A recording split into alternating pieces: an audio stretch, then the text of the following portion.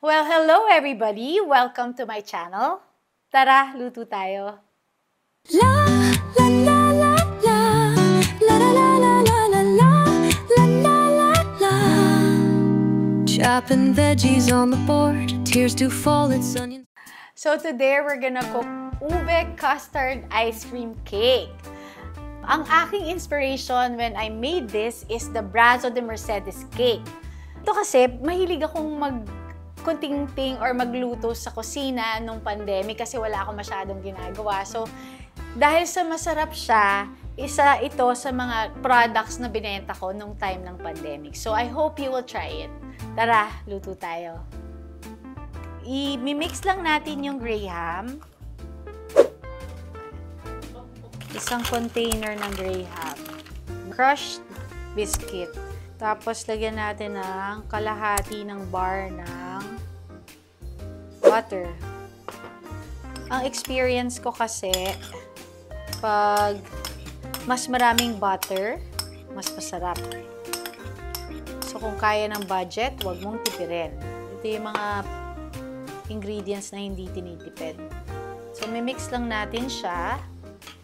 Tapos, ididikit mo siya sa plate para yun yung first layer ng cake mo.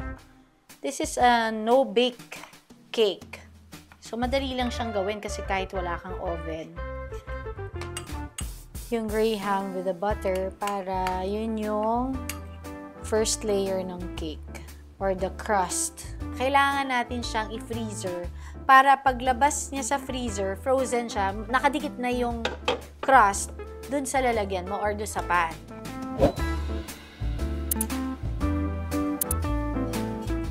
Mix lang natin yung evaporated milk, condensed milk, and yung 10 egg yolks.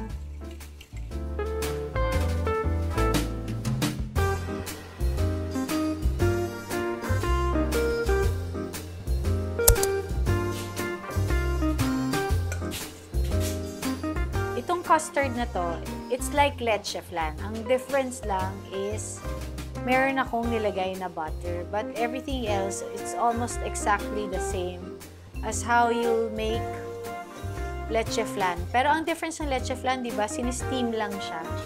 Ito kasi niluluto talaga natin.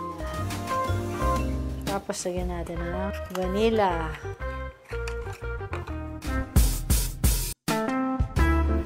So, yung consistency, pag kumulo na siya, tapos nakita mo na siya na, ayan o, buo-buo na, pwede mo na siyang tanggalin sa init.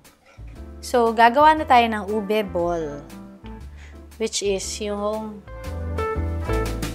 ube na you made into a ball. Dinagdagan ko siya ng layers para mas lalong maging special yung dessert natin. Para yung kumakain, meron siyang surprise. Kasi merong ube. Nag-experiment ako sa kitchen. Wala akong masyadong ginagawa. So, mahilig ako sa custard.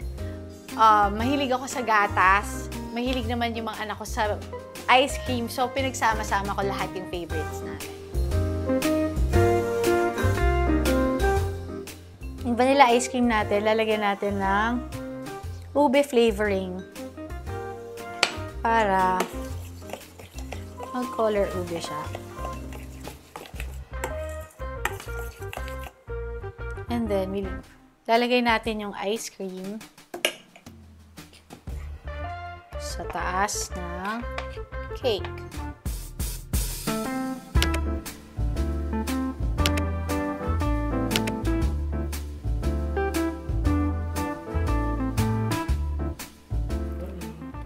Para sa ingredients,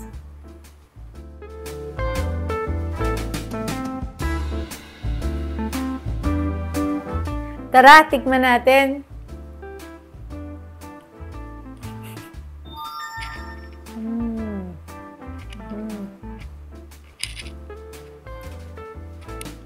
Masarap talaga.